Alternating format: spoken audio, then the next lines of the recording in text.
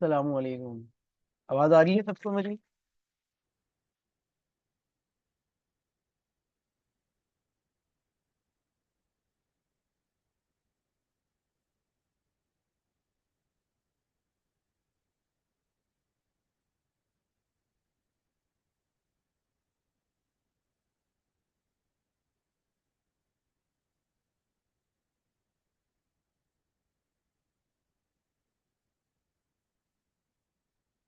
अच्छा, ब्रेक से पहले हम लोग मैक्सिमल मंच कवर कर रहे थे।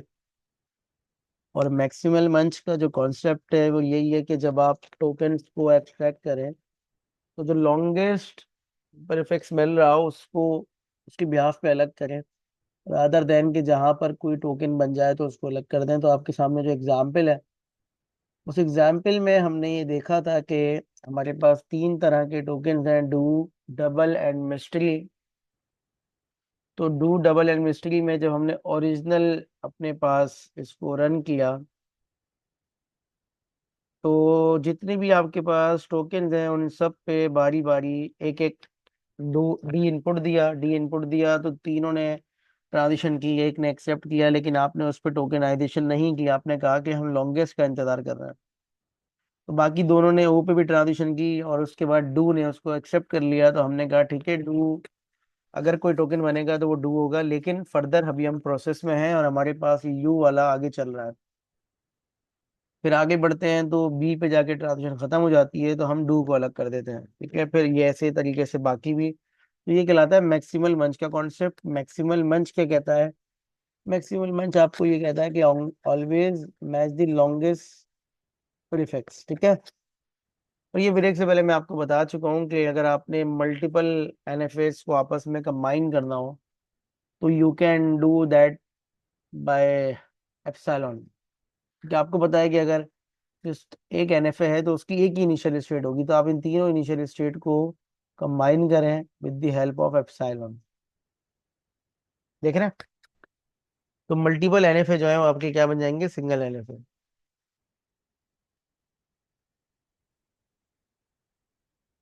समझ में आ रही है ये बात?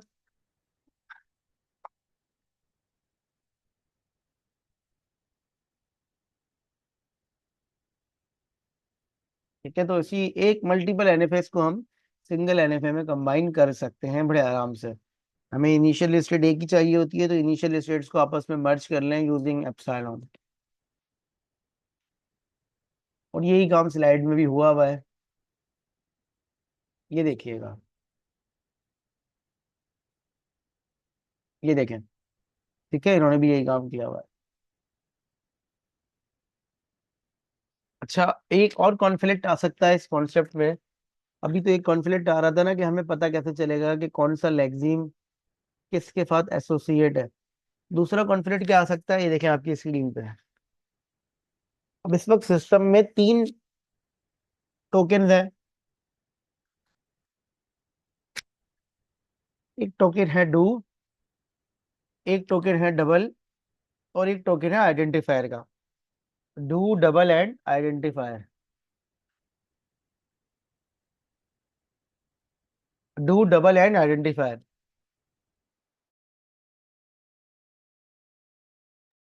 Do, double and identifier. अब डू, डबल एंड आइडेंटिफायर को अगर आप गौर से देखें तो मुझे बताइए इस वक्त मैक्सिमल मंच यूज करके ये जो आपके सामने लेक्सिम लिखा हुआ है इसके कितने टोकन बनेंगे? जल्दी से, शाबाश, जल्दी से बताइए।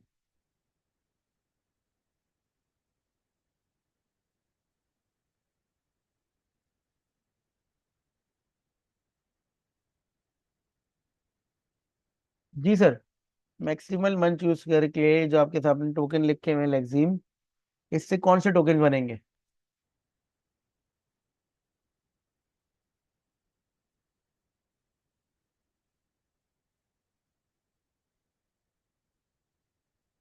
कौन से दो बनेंगे?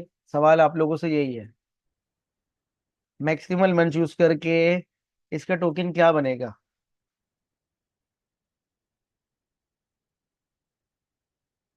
जितने लोग भी क्लास में मौजूद हैं सबसे पूछ रहा हूँ।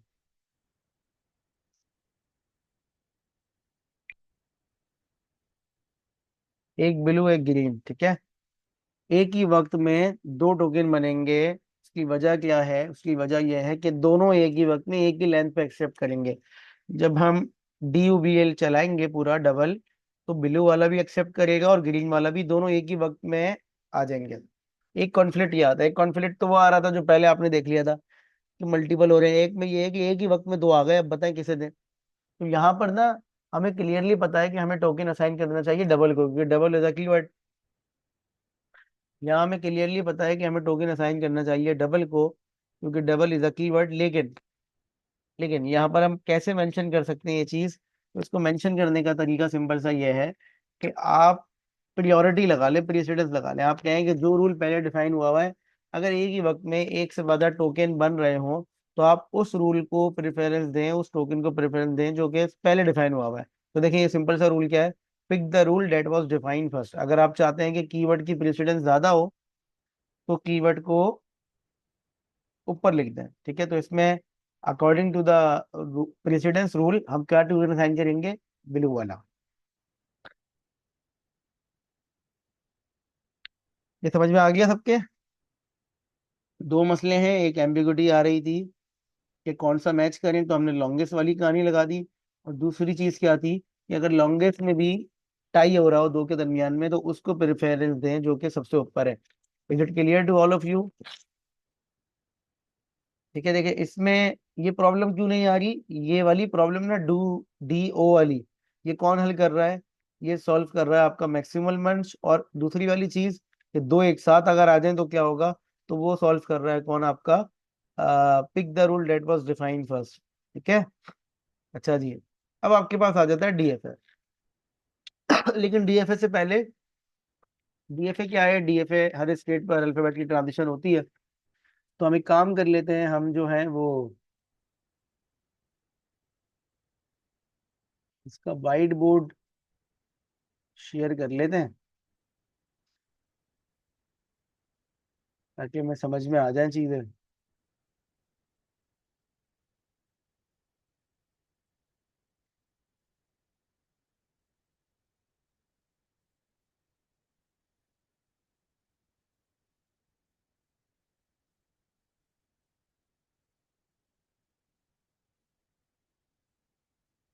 इसके वाइट बोर्ड कहाँ से शेयर होता है?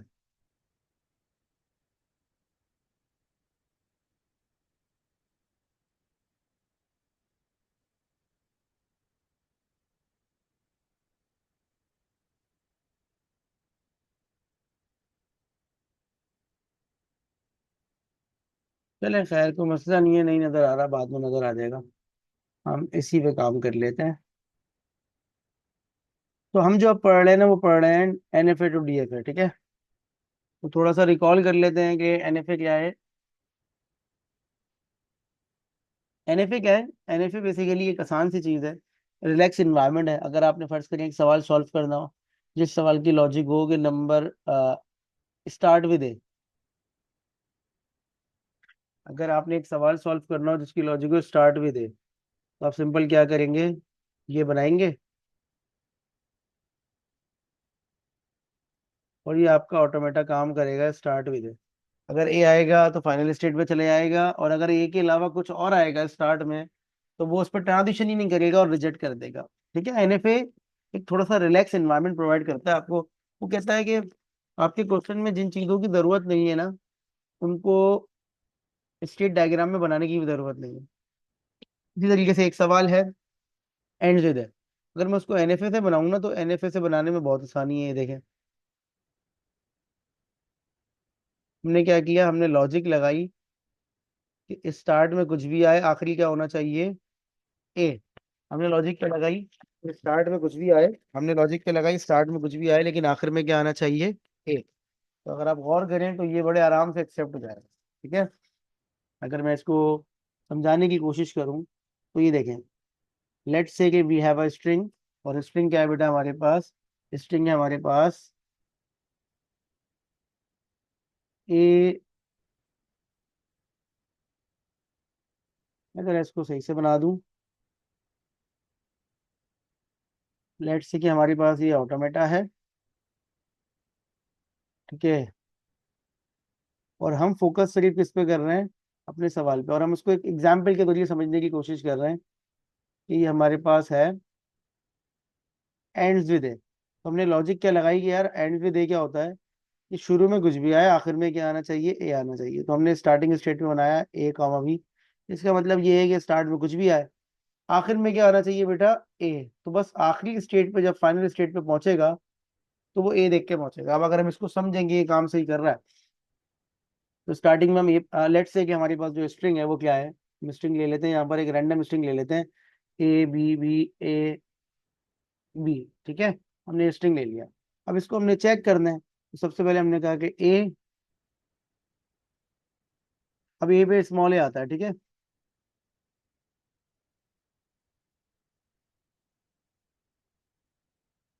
अब ए पे स्मॉल ए आता है। मैं जरा इसको डिजाइन कर दूं सुकून से, ये देखिएगा। तो अगर फर्ज करिए ए पे स्मॉल ए आता है तो क्या होगा सर, ये देखें, ए स्मॉल ए पे स्मॉल ए की ट्रांजिशन दो जगह जा रही है, ए पे भी बी पे। ठीक है, फिर अगला आता है बी, सेकंड वाला।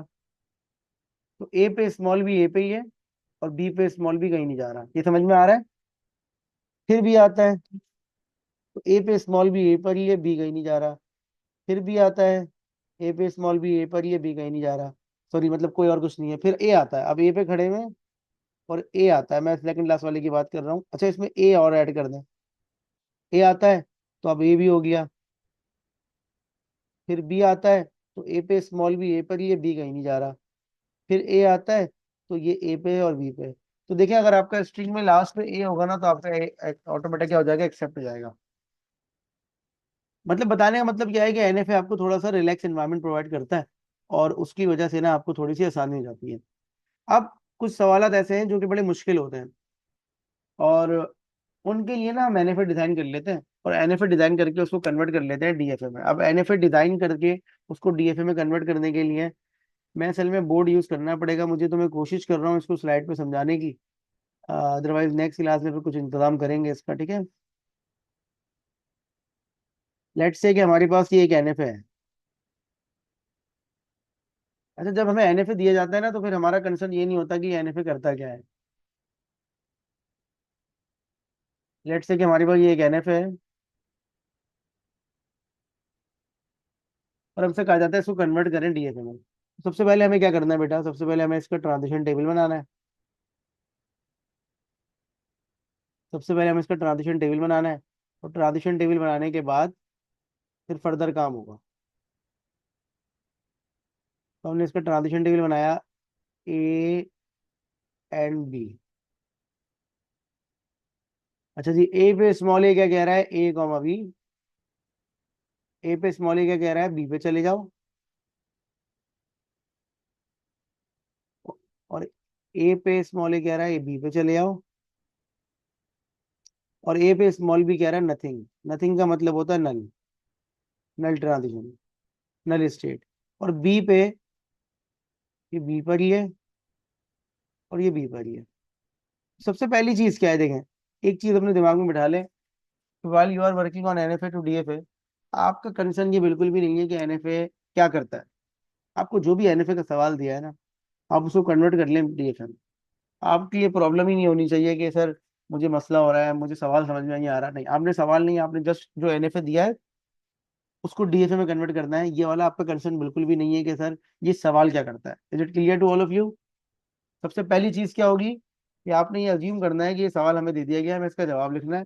हमारा मसला ये बिल्कुल भी नहीं है कि ये एनएफए क्या करता है। ठीक है, अब हम कन्वर्ट करते हुए सबसे पहले क्या करते हैं, देखें, सबसे पहली चीज, कन्वर्ट करते हुए ना अपने ट्रांजिशन टेबल का स्ट्रक्चर कॉपी करना है। कन्वर्ट करते हुए आपने सबसे पहले ट्रांजिशन टेबल का स्ट्रक्चर कॉपी करना है। यहाँ लिखना है ए, और यहाँ लिखना है बी। ठीक है, और यहाँ सिर्फ इनिशियल स्टेट लिखनी है, पूरा ट्रांजिशन टेबल कॉपी नहीं करना, सिर्फ इनिशियल स्टेट। अच्छा, ये आपकी इनिशियल स्टेट है, और ये आपकी फाइनल स्टेट है।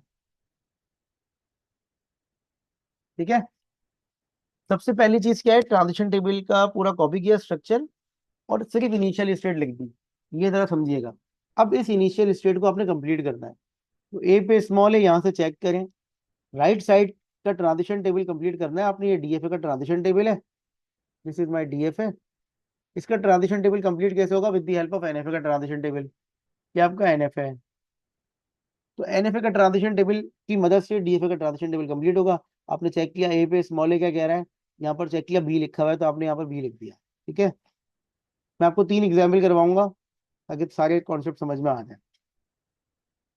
अब ए पे स्मॉल बी क्या कह रहा है? नल। जहां पर भी नल आता है ना, वहां पर आपकी डेड स्टेट आ जाती है, तो डेड स्टेट को आप डी कह लें। अच्छा जी, अब ये आप सब मेरी बात सुन रहे हैं ना गौर से? ये मैं जो आपको बात समझाने लगा हूं ना, ये थोड़ी सी याद रखने वाली है। पहले आप लोग बताएं, मेरी बात सुन रहे हैं सब?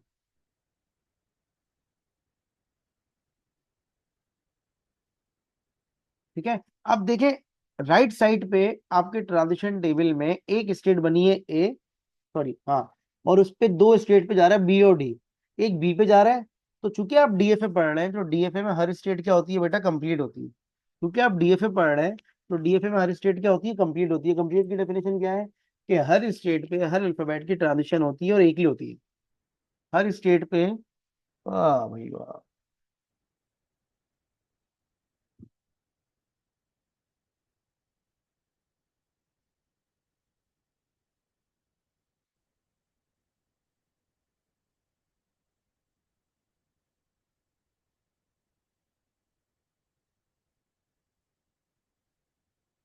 आवाज आ रही है आप सबको मेरी?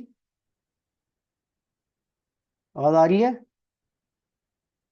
ठीक है, हर स्टेट पे हर अल्फाबेट की एक ट्रांजिशन होती है और एक ही होती है। तो देखें, अब आपने ना ए पे स्मॉल ए की ट्रांजिशन की। अगर मैं यहाँ डिजाइन कर सकूं, तो आपने इतना काम कर लिया है।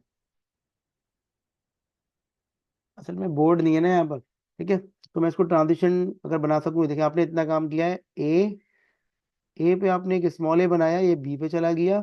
और ए पे स्मॉल बी बनाया, आपने डी पे चला गया। इसका मतलब आपके सिस्टम में 2 स्टेट और आ गई हैं, बी और डी। तो उनको भी आपने कंप्लीट करना पड़ेगा और उनको आपने यहाँ लिखना है। ये बी आ गई और ये क्या आ गई? डी आ गई। ठीक है, अब बी को कंप्लीट करने के लिए आपने क्या करना है? बी को कंप्लीट करने के लिए आपने दोबारा ट्रांजिशन टेबल पे जाना है। बी पे स्मॉल ए क्या कह रहा है? बी। आपने यहाँ बी लिख दिया, और बी पे स्मॉल बी क्या कह रहा है? बी, हमने यहाँ बी लिख दिया।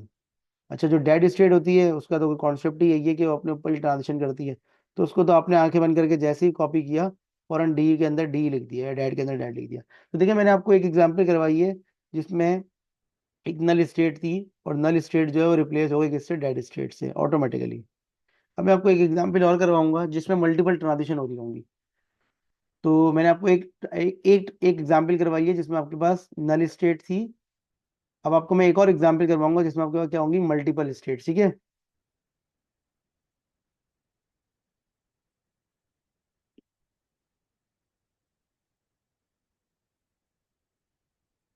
मैं जरा आपको एक दूसरी एग्जाम्पल करवाता हूँ। कौन सी वाली? जो एंड्स भी देगी थी। ये देखें, अब अगर मैं इसको डिजाइन करूँ, तो ये मैंने बनाया।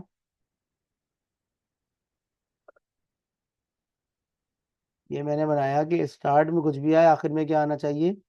ए आना चाहिए। ठीक है, स्टार्ट में कुछ भी आए, आखिर में क्या आना चाहिए? ए आना चाहिए। और ये मैंने ये बना दिया। अब फिर दोबारा उसी पैटर्न पे रहते हुए हमने समझा कि हमारे लिए ये मैटर नहीं करता कि ये सवाल क्या करता है। ठीक है, हमारे लिए ये चीज़ बिल्कुल भी मैटर नहीं करती कि क्वेश्चन क्या है। हमने उसको कन्वर्ट करना है। तो this is my A and this is B. तो सबसे पहली चीज़ मैंने आपको थोड़ी देर पहले बताई थी कि आप इसका ट्रांजिशन टेबल बनाएं सवाल का। ठीक है, ए और बी,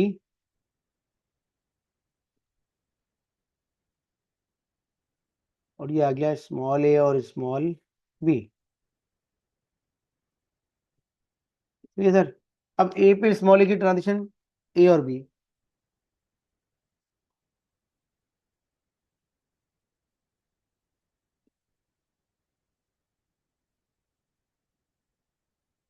ए पे स्मॉल ए की ट्रांजिशन कहाँ है? ए और बी। और ए पे स्मॉल बी की ट्रांजिशन ए पे ही है।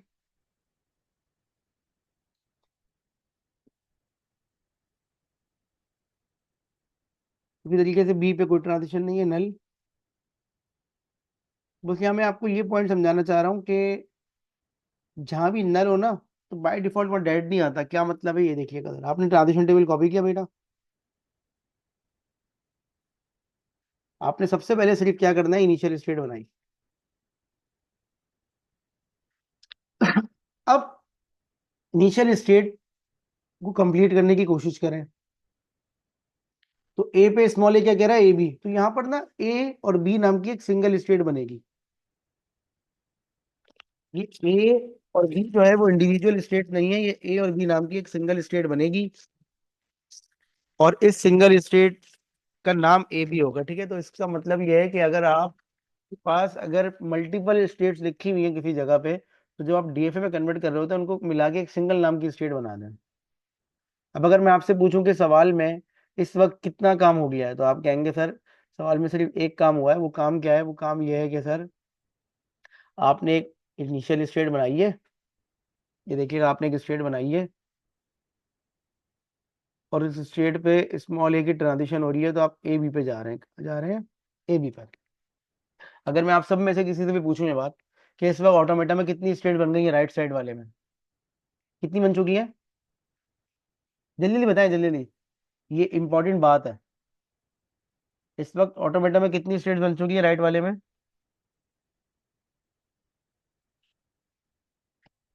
दो। और उनके नाम क्या क्या है?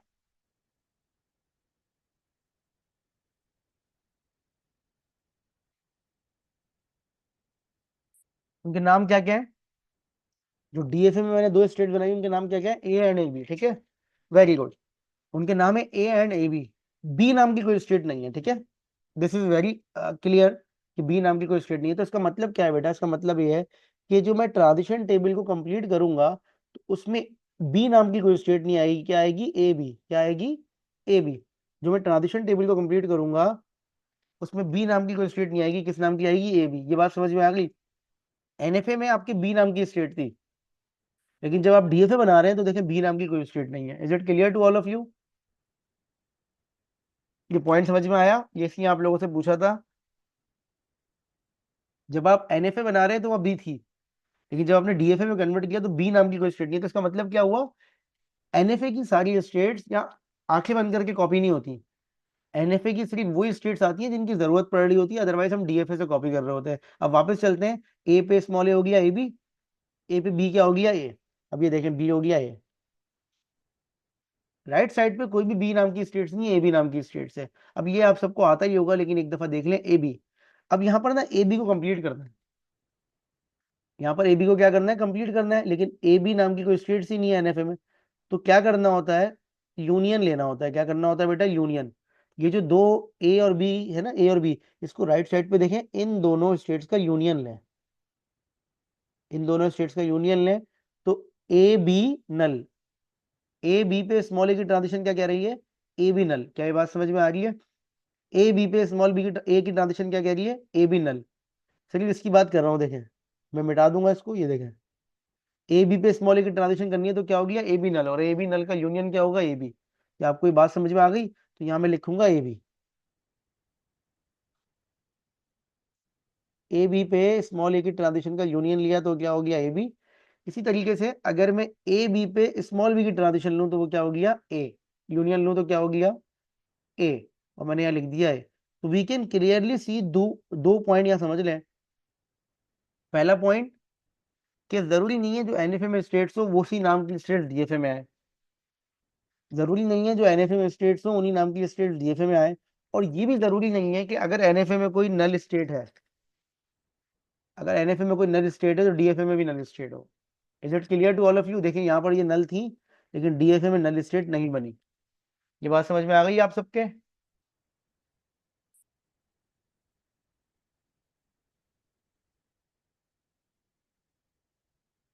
तो ये हमने दो बेसिक से एग्जाम्पल किए हैं just for the sake of revision. A B to A B दोबारा समझा देता हूँ। देखें, ए बी आपको कंप्लीट करना है बेटा। आपको ए बी को कंप्लीट करना है। तो आप राइट साइड पे गए, लेफ्ट साइड पे गए और आपने कहा ए बी। अब ये जो ए बी है ना, इस पे स्मॉल ए की ट्रांजिशन करनी है और स्मॉल बी की। तो ए बी का स्मॉल ए पे जितनी चीजें लिखी हैं उनका यूनियन ले लें। यूनियन क्या होता है? सारी चीजें एक दफा आती हैं। तो यहाँ पर आया A B null, A B null, A B null. तो ए बी नल क्या होता है, ए बी, तो मैंने ए बी लिख दिया। फिर इसी तरीके से ए बी पे स्मॉल बी की ट्रांजिशन, तो ए नल ए नल ए नल, तो ए आ गया। ठीक है, तो जो भी लिखा हुआ होगा लेफ्ट साइड पे उसका यूनियन लेना है। आई बिलीव कि ये समझ में आ गया होगा।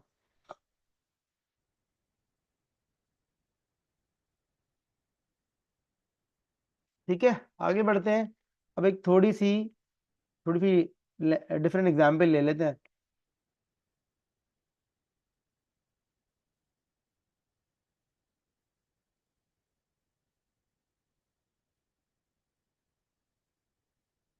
अच्छा जी, अब एक एग्जाम्पल हम ले रहे हैं, वो एग्जाम्पल क्या है, वो एग्जाम्पल है हमारी, हाँ, second second last symbol should be A. अब हमने ना इसका, किसी ने कहा कि इसका डीएफए बनाया, second last symbol should be A. पहले तो हमने कहा कि चलो इसकी स्ट्रिंग लिख लेते हैं सर। तो देखें, ये ये ये ठीक है, ये हो गया। हर वो स्ट्रिंग हर वो स्ट्रिंग जिसके सेकंड लास्ट में ए आ रहा है वो एक्सेप्ट होगा। ठीक है, एंड सो ऑन। हर वो स्ट्रिंग जिसके सेकंड लास्ट में क्या आ रहा है, ए आ रहा है, मतलब राइट साइड से बात कर रहा हूँ, तो वो क्या है, वो एक्सेप्ट होगा। ठीक है, अब हम इस सवालात को ना, जब हम डीएफए की मदद से सॉल्व करने की कोशिश करते हैं तो हमें थोड़ी सी प्रॉब्लम होती है। प्रॉब्लम क्यों होती है, थोड़े से डिफरेंट होते हैं। अच्छा, बाय प्रैक्टिस मैं तो कर लूंगा, लेकिन अगर हमारी प्रैक्टिस ना हो तो हमें कोई टिपिकल क्वेश्चन आ जाए ना, तो हम उसके लिए थोड़ा टाइम लगाते हैं। तो एनएफए कहता है यार कि मेरे मुझसे अगर मेरे मेरे मेथड से सॉल्व करोगे तो तुम्हें आसानी होगी, फिर बाद में तुम ना उस एनएफए को डीएफए में कन्वर्ट कर लेना।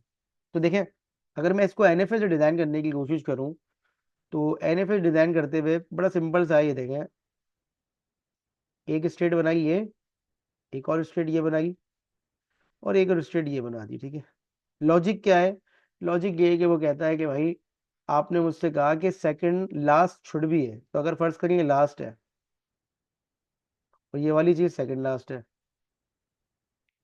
और ये इनिशियल हो गई। ठीक है, वो कहता है अगर फर्ज करिए आपने कहा कि भाई सेकंड लास्ट शुड भी है, तो मैं इसको पहले लास्ट बना दूं।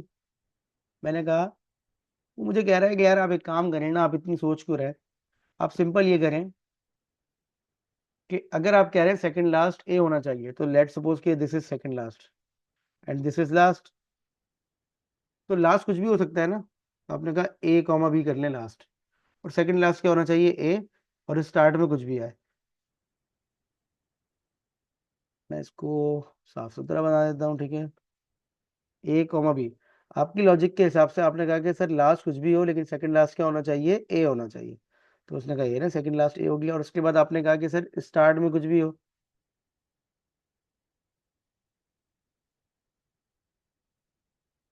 तो देखिए, हमने एनएफए बना दिया इतनी जल्दी।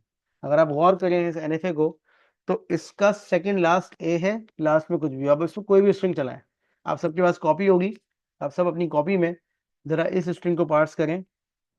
मैं स्ट्रिंग लिख देता हूँ यहाँ पर, लेट से ये, इसको पार्स करें तो देखेंगे कि ये एक्सेप्ट हो जाएगा, ये बेफिक्र होकर एक्सेप्ट होगा, ये वाला स्ट्रिंग। ठीक है, आप चलाएं इसको जल्दी से, शाबाश।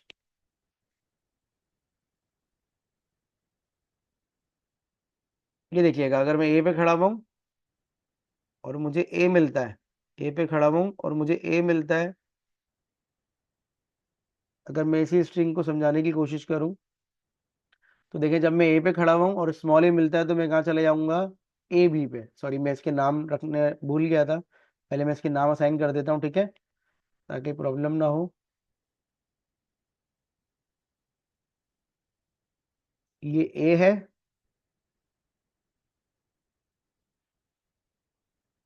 ये बी है, एंड ये सी है। ठीक है, तो लेट्स से कि मैं ए पे खड़ा हूँ, ए पे खड़ा हूँ, मुझे स्मॉल ए मिलता है, तो मैं चले जाऊंगा ए बी पे। ऐसा ही है, ये बात समझ में आ रही है। अगर ए पे स्मॉल ए मिलेगा तो कहाँ चले जाऊंगा, ए और बी दोनों पे। फिर ए मिलेगा, फिर ए मिलेगा, मैं अगर इस तरह से कर दूं ताकि समझ में आ जाए आप लोगों को, ये ए बी पे स्मॉल ए मिला तो कहाँ चला गया, ए बी पे। फिर स्मॉल ए मिला, तो ए पे स्मॉल ए कह रहा है ए बी, और बी पे स्मॉल ए कह रहा है सी, फिर ए मिला तो ए पे स्मॉल ए कह रहा है ए बी, ये समझ में आ रहा है। बी पे स्मॉल ए कह रहा है सी और सी पे कुछ नहीं कह रहा है, ये समझ में आ रहा है जो मैं कर रहा हूँ। ये एरो डायग्राम समझ में आ रही है। ए पे स्मॉल ए मिला तो ए बी, फिर ए बी पे स्मॉल ए मिला तो ए बी सी, फिर ए बी सी पे स्मॉल ए मिला फिर ए बी सी, फिर ए बी सी पे स्मॉल ए मिला तो फिर ए बी सी हो गया। ठीक है, हम इसको कंटिन्यू कर रहे हैं, हम देखेंगे कि हमारा स्ट्रिंग एक्सेप्ट हो जाएगा। अब हमें बी मिला, क्या मिला बी, तो हमने बी, तो ए पे स्मॉल बी कह रहा है ए पे स्मॉल बी कह रहा है ए, बी पे स्मॉल बी कह रहा है सी, और सी पे स्मॉल बी नहीं है। फिर हमें मिला ए, तो ए सी पे स्मॉल ए कह रहा है ए बी, फिर हमें मिला ए, वो कह रहा है फिर ए बी सी। ठीक है, फिर हमें मिला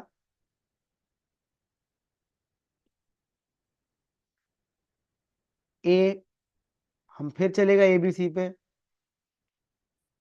इस तरीके से करते करते हमें सेकंड लास्ट वाला ए मिल गया, और सेकंड लास्ट वाला जब ए मिला तो ए बी सी पे ए बी सी आ गया। लेकिन अब जब हमें बी मिला, तो जब हमें बी मिला तो ये आखिरी स्ट्रिंग है,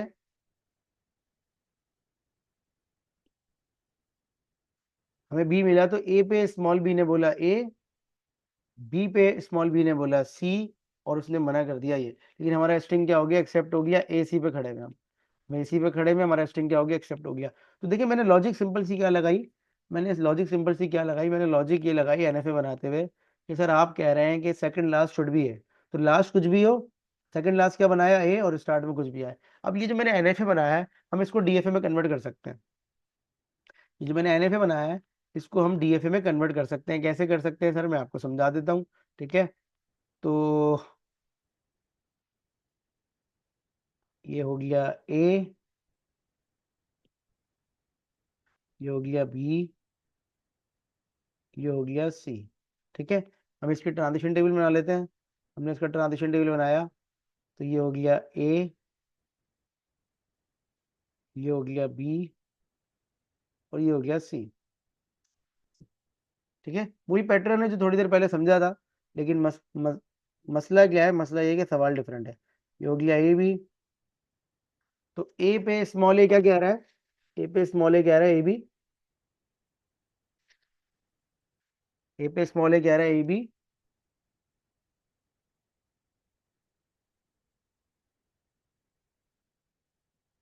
कॉमा लगा देंगे बीच में क्योंकि दो स्टेट्स हैं। ठीक है, इसी तरीके से ए पे स्मॉल बी क्या कह रहा है ए, बी पे दोनों सी पे जा रहे हैं, और सी पे दोनों क्या कह रहे हैं नल। नल मतलब नल स्टेट। ठीक है, अब हम इसका ट्रांजिशन टेबल बना रहे हैं, और हमने जो समझा था हमने उसको समझा ये था कि हम थोड़ा बड़ा करके बना देते हैं ताकि मुझे लिखने में आसानी हो। ए, अब ए पे स्मॉल ए और स्मॉल बी, अब मुझे बताएं ए पे स्मॉल ए क्या कह रहा है, जल्दी बताएंगे ए पे स्मॉल ए क्या कह रहा है। ए पे स्मॉल ए क्या कह रहा है ए बी। ठीक है, ये देखें ए बी आ गया यहाँ पर, ए बी आ गया, और इस ए बी को यहाँ कॉपी कर लिया, और ए पे स्मॉल बी क्या कह रहा है ए। अब इस ए बी को यूनियन लें, तो ए बी पे स्मॉल ए क्या कह रहा है A B C, very good. ठीक है, और ए बी पे स्मॉल बी क्या कह रहा है ए सी।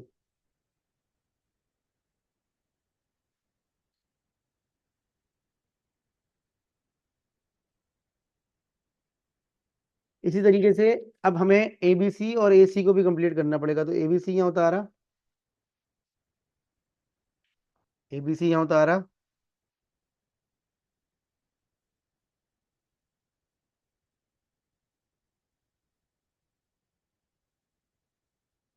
और ए सी यहाँ उतारा। ठीक है,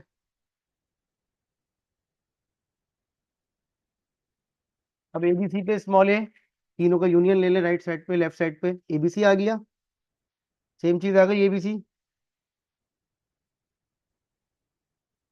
और ए बी सी पे small B, A B C पे स्मॉल बी क्या आ रहा है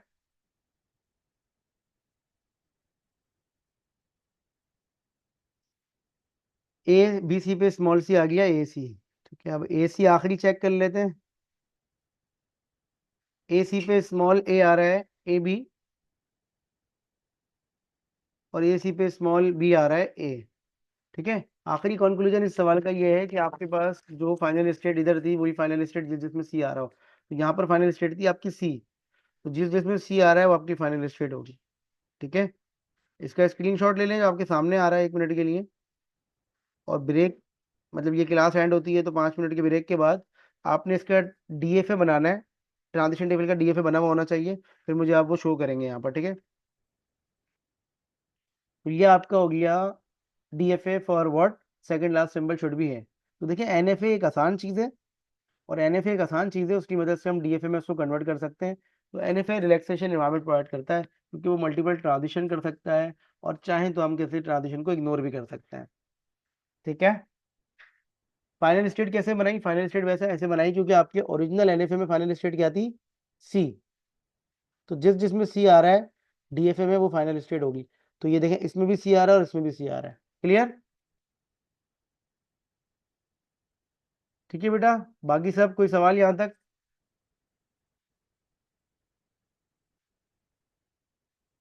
यहाँ तक कोई सवाल समझ में आ गया? हम ब्रेक के बाद एक, मतलब ये मीटिंग एंड होने वाली है 2 मिनट में, हम एक और एग्जाम्पल करेंगे इसकी।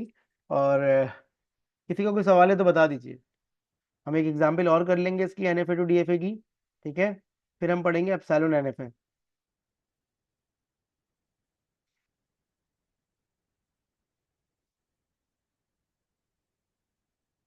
बल्कि मैं आपको एग्जाम्पल दे रहा हूँ, इसी सवाल को कंटिन्यू करें। Third last symbol should be A. क्या हो गया सवाल? Third last symbol should be A.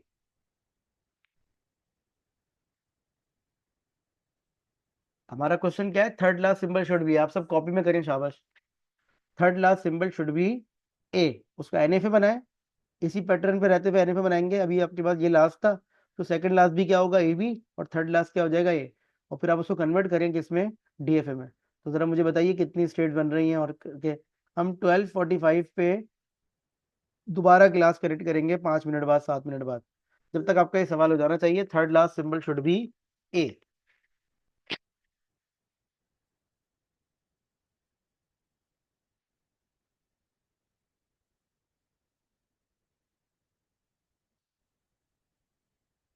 ठीक है, और फिर कोई सवाल हो तो ब्रेक के उस वक्त पूछ भी लीजिएगा, लेकिन third last symbol should be A complete करें।